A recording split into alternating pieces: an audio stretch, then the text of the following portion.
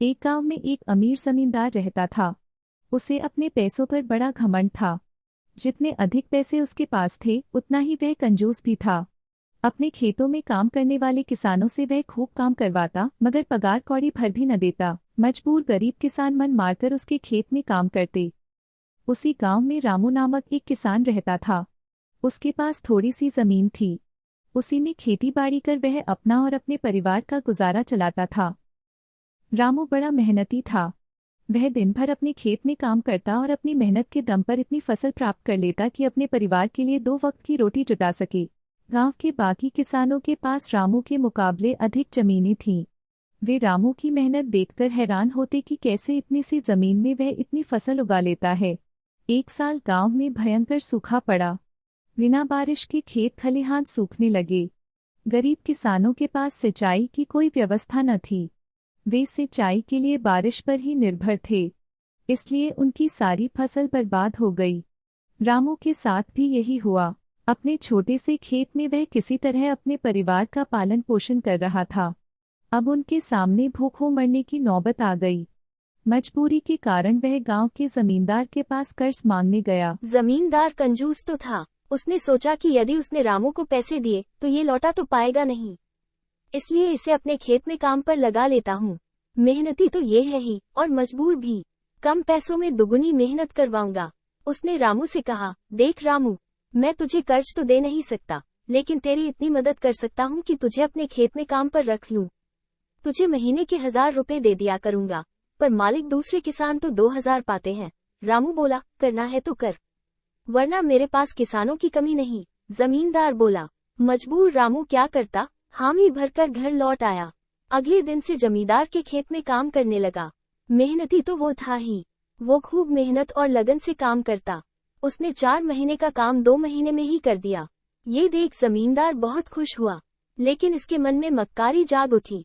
उसने सोचा कि 4 महीने का काम तो इसने 2 ही महीने में कर दिया, क्यों न इसे निकाल दूं, इससे मेरे 2 महीने के पैसे बच जाएंगे। उसने रामू को बुलाया और उसके 2 महीने के पैसे देकर कहा, रामू ये ले तेरे पैसे, कल से मत आना, अब मुझे तेरी जरूरत नहीं। ये सुनकर रामू परेशान हो गया। बड़ी मुश्किल से उसका घर चल रहा था, अब अपने परिवार का भरण पोषण कैसे करेगा।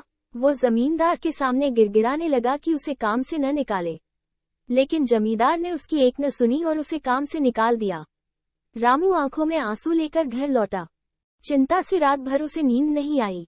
सुबह उठकर उसने फैसला किया कि वो फिर से जमींदार के पास जाएगा और उससे विनती करेगा कि उसे वापस काम पर रख ले। वो जमींदार के घर के सामने जाकर बैठ गया। सुबह उठकर जब जमींदार अपने घर से बाहर निकला तो रामू को घर के सामने बैठा हुआ देखा। उसने रामू से पूछा, क्या हुआ रामू, क्यों आया है।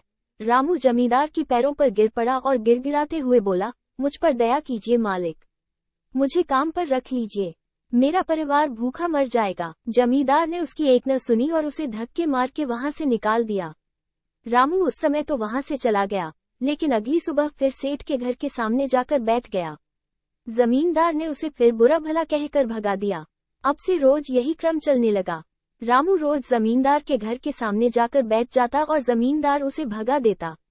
पूरे गांव में इस बात की चर्चा होने लगी। सब जमींदार को भला बुरा कहने लगे। तंग आकर जमींदार ने सोचा कि क्यों न कुछ दिन परिवार सहित दूसरे गांव चला जाऊं। मुझे घर पर ना देखकर रामू यहाँ आना बंद कर देगा। अगले दिन वो परिवार सहित दूसरे गांव अपने रिश्तेदार के घर चला गया। 10-15 दिन रिश्तेदार के घर रहने के बाद जब वो अपने घर लौटा तो मोहन को अपने घर के सामने बैठा नहीं पाया। वो मन ही मन खुश हुआ कि चलो उससे पीछा छूटा, लेकिन वो चकित भी हुआ कि आखिर रामू ने आना बंद क्यों कर दिया। उसने गांव वालों को बुलाकर पूछा तो पता चला कि रामू घायल है और अपने घर पर पड़ा हुआ है।